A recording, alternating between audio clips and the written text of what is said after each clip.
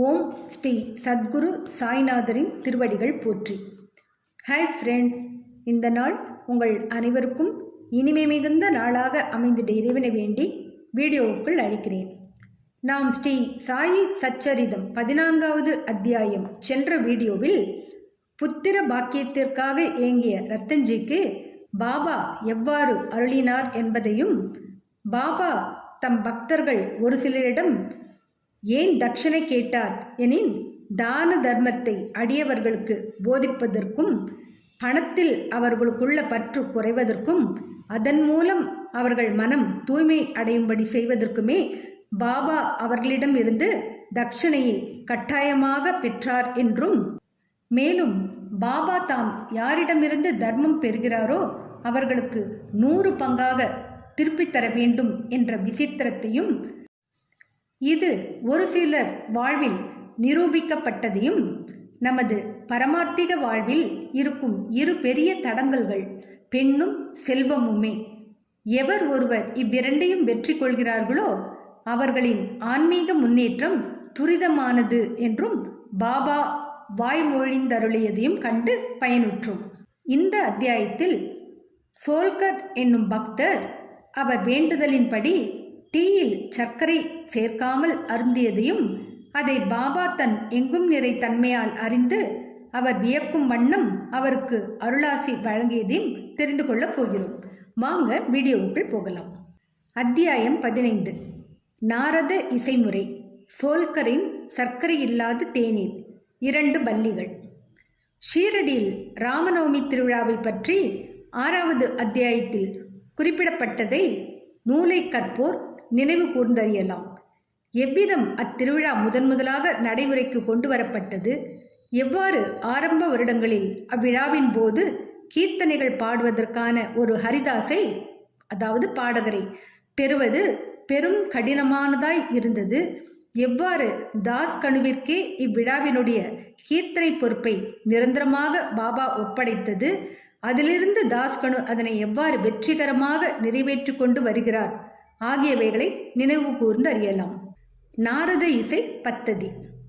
பொதுவாக நமது ஹரிதாசர்கள் கீர்த்தனைகள் செய்யும் போது மகிழ்வு நாள் உடைகளையும் முழு உடைகளையும் அணிகிறார்கள். ஃபேடாவோ தர்ப்பனோ ஏதோ ஒரு தலைப்பாகை அணிந்து கொள்கிறார்கள். நீளமான அலைமோதும் கோட், உள்ளே ஒரு சட்டை, தோள்களில் அங்கவஸ்திரம், இடுப்புக்கு கீழே வழக்கமான நீள வேட்டி ஆகியவற்றை அணிகிறார்கள். ஷீரடி கிராமத்தில் ஒரு கீர்த்தனைக்காக தாஸ்கனு ஒரு முறை இவ்வாறாக உடையணிந்து பாபாவிடம் வணங்குவதற்காக சென்றார். பாபா, நல்லா இருக்கும் மாப்பிள, இவ்வளவு அழகா உடையணிந்து நீ எங்கே சென்று கொண்டிருக்கிறாய் என்று கேட்டார். கீர்த்தனை செய்வதற்கு என்று பதில் வந்தது. அப்போது பாபா, இச்சிறு அலங்கார பொருட்கள் எல்லாம் எதற்கு? கோட்டு, அங்கவஸ்திரம், குல்லாய் முதலிய எல்லாவற்றையும் எனக்கு முன்னால் கழற்றிவிடு என்று கூறினார். தாஸ்கனு உடனே அவற்றை எடுத்து பாபாவின் பாதத்தடியில் வைத்தார். அதிலிருந்து கீர்த்தனை செய்யும் போது தாஸ்கனு இடுப்புக்கு மேல் ஒன்றும் அணிவதில்லை. கைகளில் ஒரு ஜதி சப்ளாக்கட்டை, கழுத்தில் மாலை, இவற்றுடனேயே எப்போதும் இருந்தார். எல்லா பாடகர்களும் கைக்கொள்ளும் முறையுடன் இது ஒத்ததாய் இல்லை. ஆனால் இதுவே மிகச்சிறந்த மிக தூய வழியாகும். கீர்த்தனை பத்ததிகளை படைத்துருவாக்கிய நாரத ரிஷியே மேல் உடம்பிலும் தலையிலும் ஏதும் அணியவில்லை. தம் கையில் வீணை ஏந்தி இடந்தோறும் அலைந்து திரிந்து கடவுளின் புகழை பாடினார். சோல்கரின் சர்க்கரை இல்லாத தேநீர். புனே, அகமத் நகர் ஜில்லாக்களில் பாபா அறிந்து கொள்ளப்பட்டார். ஆனால் நானா சாஹேப் சந்தோர்கர் தனது சொந்த தனிப்பட்ட முறையிலான உரையாடல்களாலும், தாஸ்கனு தனது மிக உயர்வான கீர்த்தனைகளாலும் கொங்கணத்தில், பம்பாய் ராஜதானியில் பாபாவின் புகழை பரப்பினார்கள். உண்மையில் தாஸ்கனுதாம் அவரை கடவுள் ஆசீர்வதிப்பாராக. தமது அழகிய ஒப்புமையற்ற கீர்த்தனைகளால் அங்கே இருந்த ஏராளமான மக்களை பாபாவினால் பயனுறுபடி செய்தார். கீர்த்தனைகளை கேட்க வந்த மக்கள் வெவ்வேறு சுவை உள்ளவர்களாய் இருப்பர். சிலர் ஹரிதாஸின் அறிவாழத்தை அல்லது புலமையை விரும்புவர். சிலர் அவரது அபிநயங்களையும், சிலர் அவரது பாடலையும், சிலர் அவரது விகட நகைச்சுவைகளையும், சிலர் அவரது துவக்க வேதாந்த வியாக்கியானங்களையும் மற்றும் சிலர் அவரது முக்கிய கதைகளையுமாக பலர் பலவிதமாக ஆர்வம் கொண்டிருப்பர். அவர்களுள் மிகச்சிலரே கீர்த்தனைகளை கேட்பதன் வாயிலாக ஞானிகளிடத்தோ கடவுளிடத்தோ நம்பிக்கையும் பக்தியும் பெறுகிறார்கள். ஆயினும் தாஸ்கனுவின் கீர்த்தனைகளை கேட்கும் அவையோர்களது மனங்களின் விளைவு மின்சாரம் ஆகும். அது அங்கனமே இருந்தது. கீழ்கண்ட ஒரு நிகழ்ச்சியை இங்கு தருகிறோம். தாஸ்கனு ஒரு முறை தானேவில் கௌபீனேஸ்வர் கோவிலில் சாய்பாபாவின் புகழை பாடி கீர்த்தனை செய்து வந்தார். அவையோர்களுள் சோல்கர் என்பவர் சிவில் கோர்ட்டில் ஒரு தற்காலிக ஊழியராக வேலை பார்த்து வந்த ஏழை ஆவார். மிகவும் கவனத்துடன் தாஸ்கனுவின் கீர்த்தனையை அவர் கேட்டு பெரிதும் உருகிப்போனார். அவர் அங்கேயே அப்போதே மனத்தினால் பாபாவுக்கு வணக்கம் செலுத்தி விரதம் எடுத்துக்கொண்டு பின்வருமாறு கூறினார். பாபா, நான் என் குடும்பத்தை காப்பாற்ற இயலாத ஒரு ஏழை.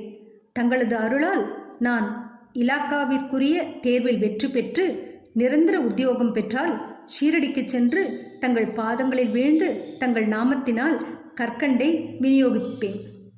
இது நிறைவேறுவதற்குரிய நல்ல அதிர்ஷ்டம் இருந்ததால் சோல்கர் பரீட்சையில் தேர்வு பெறவே செய்தார். எவ்வளவு விரைவோ அவ்வளவு நலம் என்பதாக தனது விரதத்தை நிறைவேற்றுவது ஒன்றே அவருக்கு எஞ்சியிருந்தது.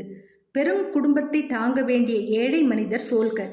அவரால் ஷீரடி பயணத்திற்கு நேரும் செலவை தாங்குதல் இயலாது. தானே ஜில்லாவில் உள்ள நாணேகேட்டையோ அல்லது சயாத்ரி மலைத்தொடரையோ கூட ஒருவன் எளிதில் கடந்து விடலாம். உம்பரே காட்டை, அதாவது வீட்டின் தலைவாயிலை ஓர் ஏழை மனிதன் கடப்பது என்பது மிக மிக கடினமானது. எவ்வளவு விரைவில் தனது விரதத்தை பூர்த்தி செய்ய முடியுமோ அவ்வளவு விரைவில் பூர்த்தி செய்ய ஆவலும் கவலையும் உற்ற சோல்கர் தனது செலவை குறைத்து சிக்கனப்படுத்தி பணத்தை சேகரிக்க தீர்மானித்தார். தனது உணவிலும் தேநீரிலும் சர்க்கரை உபயோகிப்பதில்லை என முடிவு செய்து தேநீரை சர்க்கரையின்றியே அருந்த தொடங்கினார். இவ்வாறாக அவர் சிறிது பணம் சேகரிக்க இயன்றதாம். ஷீரடியை வந்தடைந்து பாபாவின் தரிசனத்தை பெற்றார். அவர் பாதங்களில் வீழ்ந்தார். ஒரு தேங்காயை அர்ப்பணித்தார். தனது விரதப்படி அந்தகரண சுத்தியுடன் கற்கண்டை விநியோகித்தார். பாபாவிடம் அவரது தரிசனத்தால் தான் மிகவும் மகிழ்ச்சியுற்றதாகவும் அன்றைய தினத்தில் அவரது ஆசைகள் பூர்த்தியாயின என்றும் கூறினார். தன்னுடைய விருந்து உபசரிப்பாளராகிய பாபு சாஹிப் ஜோகுடன் சோல்கர் மசூதியில் இருந்தார்.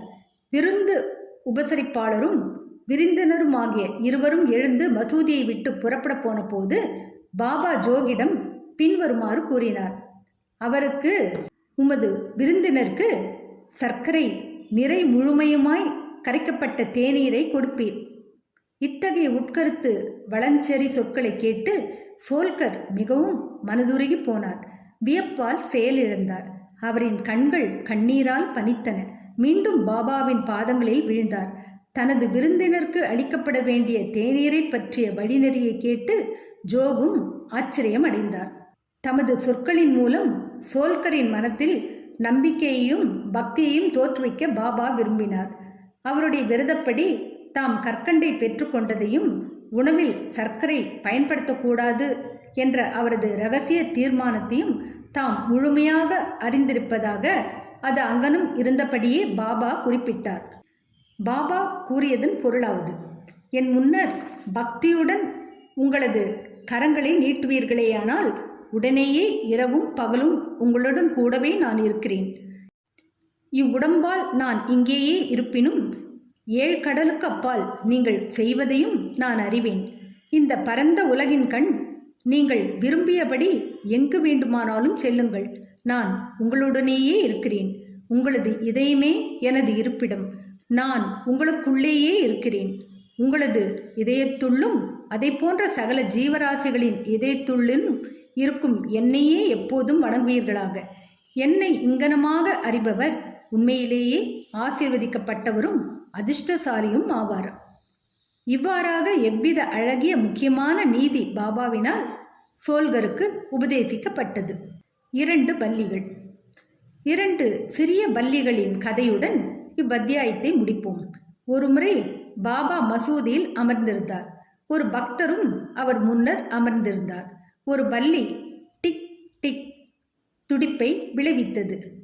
ஆச்சரியத்தால் உந்தப்பட்ட அவர், பல்லியின் இத்துடிப்பு ஏதேனும் பின்விளைவு காட்டுதல் குறித்ததா, அது நல்ல அடையாளமா அல்லது தீய சகுனமா என்று பாபாவை கேட்டார். அப்பல்லியின் சகோதரி அதனை பார்க்க அவுரங்காபாத்திலிருந்து வந்து கொண்டிருப்பதாயும் அதனால் அப்பல்லி மிகவும் மகிழ்ச்சியுற்றிருக்கிறது என்றும் பாபா கூறினார். பாபா சொல்லுவதன் அர்த்தம் புரியாமல் அவர் மௌனமாய் அமர்ந்திருந்தார்.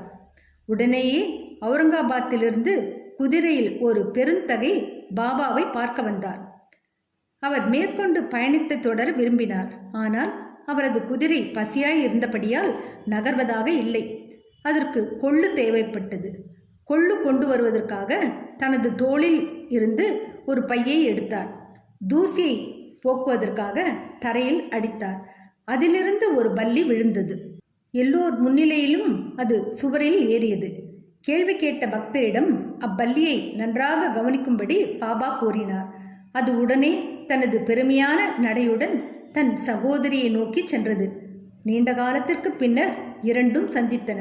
ஒன்றையொன்று முத்தம் கொடுத்து கட்டி அணைத்து கொண்டன. சுற்றி சுற்றி ஓடி வந்து அன்பால் நடனம் ஆடின. ஷீரடி எங்கே இருக்கிறது? அவுரங்காபாத் எங்கே இருக்கிறது? குதிரையில் இருந்த மனிதர் பல்லியுடன் எங்கனம் அவுரங்காபாத்திலிருந்து வந்தார்? இரண்டு சகோதரிகள் சந்திக்கப் போவதை எங்கனம் பாபா முன்னாலேயே தீர்க்க தரிசனம் செய்தார்? இவையெல்லாம் உண்மையிலேயே மிகவும் ஆச்சரியமானதும் பாபாவின் எங்கும் நிறை பேரறிவையும் அனைத்தையும் உணரும் ஆற்றலையும் மெய்ப்பிப்பதும் ஆகும். பிற்சேர்க்கை. எவரொருவர் இவ்வத்தியாயத்தை பக்தியுடன் படிக்கிறாரோ அல்லது தினமும் கருத்தூன்றி பயில்கிறாரோ, சத்குரு சாய்பாபாவின் அருளால் அவரது அனைத்து ஆழ்துயர் நிலைகளும் அகற்றப்படும். எனவே ஸ்ரீ சாயை பணிக. அனைவருக்கும் சாந்தி நிலவட்டும். அடுத்த அத்தியாயத்தில் பொன், பொருள், ஆடம்பர வாழ்க்கை, புகழ் இவற்றை யாசிக்கும் மனிதர்களுக்கு மத்தியில் ஒருவர் பிரம்ம ஞானத்தை உடனடியாக பெற விரும்பி பாபாவிடம் சென்றாராம். கேட்பதற்கு ஆச்சரியமாக உள்ளது இல்லையா? பிரம்ம ஞானம் பாபாவால் அவருக்கு அளிக்கப்பட்டதா? அடுத்த வீடியோவில் தெரிந்து கொள்வோம். அடுத்த வீடியோவை தயவு செய்து தவறாமல் பார்க்கும்படி கேட்டுக்கொள்கிறேன். ஏனெனில் பிரம்ம ஞானத்தை பற்றி பாபா நமக்கு விளக்கி எடுத்துரைக்க இருக்கிறார். இந்த ஞானம் நம் அனைவருக்குமே தேவையான ஒன்றுதான். என்ன ஃப்ரெண்ட்ஸ், இந்த வீடியோ பிடிச்சிருந்தா லைக் பண்ணுங்கள், ஷேர் பண்ணுங்கள், சேனலை சப்ஸ்கிரைப் பண்ணுங்கள். எனக்கு இதுவரை சப்ஸ்கிரைப் பண்ணியுள்ள அனைவருக்கும் என்னுடைய மனமார்ந்த நன்றிகள். மீண்டும் அடுத்த வீடியோவில் சந்திக்கும் வரை உங்கள் அனைவருக்கும் நன்றி கூறி விடைபெறுகிறேன். வணக்கம்.